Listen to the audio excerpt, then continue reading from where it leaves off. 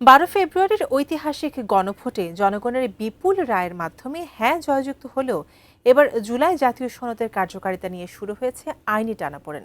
সনদটিকে সংবিধানের সাথে সাংঘর্ষিক দাবি করে হাইকোর্টে রিট দায়ের করা হয়েছে। অন্যদিকে অন্য এক রিটে চ্যালেঞ্জ করা হয়েছে গণভোটের ফলাফলের বৈধতাকেও। জুলাই সনদের এই আইনি সমীকরণ নিয়ে বিস্তারিত জানাচ্ছেন তৌফিকুল ইসলাম আশিক। দীর্ঘদিনের স্বৈরশাসনের পর জুলাই অভ্যুত্থানের মাধ্যমে পাওয়া নতুন বাংলাদেশে সকল রাজনৈতিক দলের ঐক্যমত্যের ভিত্তিতে তৈরি হয় জুলাই সনদ। সব জল্পনা কল্পনার অবসান ঘটিয়ে জাতীয় নির্বাচনের সাথে সাথে নির্বাচনের মাঠে গড়ায় গণভোট। 12 ফেব্রুয়ারি দিনব্যাপী এই ভোটে জনগণের রায়ে বিপুল ভোটে হা জয়যুক্ত হয়।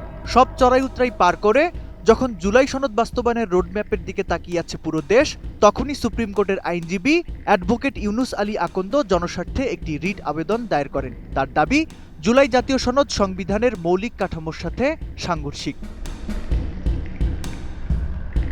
ইউনুস আলীর দায়েরকৃত রিটে মন্ত্রিপরিষদ সচিব ও আইন সচিব সহ সংশ্লিষ্টদের বিবাদী করে এই সনদের কার্যকারিতা স্থগিতের নির্দেশনা চাওয়া হয়েছে। আগামী সপ্তাহে বিচারপতি রাজিক আল জলিলের নেতৃত্বাধীন বেঞ্চে এর শুনানি হতে পারে। তবে এই রিট আবেদন এমন এক সময়ে এলো যখন কয়েকদিন আগেই 12 ফেব্রুয়ারির গণভোটের বৈধতা চ্যালেঞ্জ করে আরও একটি রিট দায়ের করেছেন আইনজীবী এবিএম আতাউল মজিদ তৌহিদ। নতুন বাংলাদেশ গড়তে এলো জুলফিকার স্টিল। জুলফিকার স্টিল, ইস্পাত দৃঢ় অঙ্গীকার।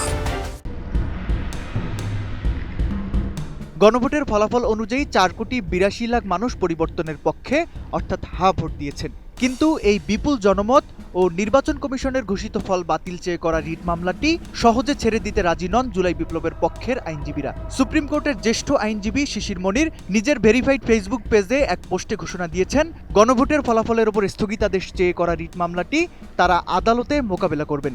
ফলে জুলাই সনদের বাস্তবায়ন নিয়ে এখন রাজপথের পর উচ্চ আদালতেও শুরু হতে যাচ্ছে এক হাই ভোল্টেজ আইনি যুদ্ধ।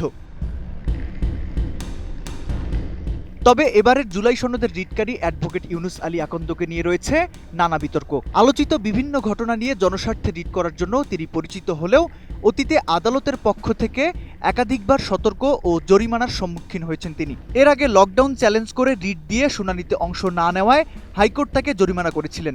এমনকি ভার্চুয়াল আদালত নিয়ে অবমাননাকর মন্তব্যের দায়ে সুপ্রিম কোর্টের আপিল বিভাগও তাকে জরিমানা এবং 3 মাস আইন পেশা থেকে বিরত থাকার নির্দেশ দিয়েছিলেন। সদা রিট তৎপর এই আইনজীবীর পূর্ব ইতিহাস মনে করিয়ে দিয়ে আদালত এর আগেও বলেছিলেন, শখের বশে কোনো মামলা করবেন না, অন্যথায় বড় অঙ্কের জরিমানা গুনতে হবে।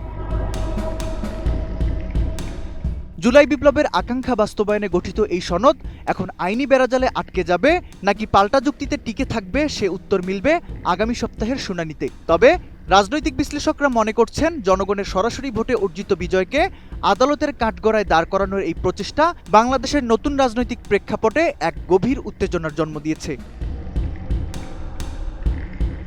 তৌফিকুল ইসলাম আশিক, এটিএন নিউজ।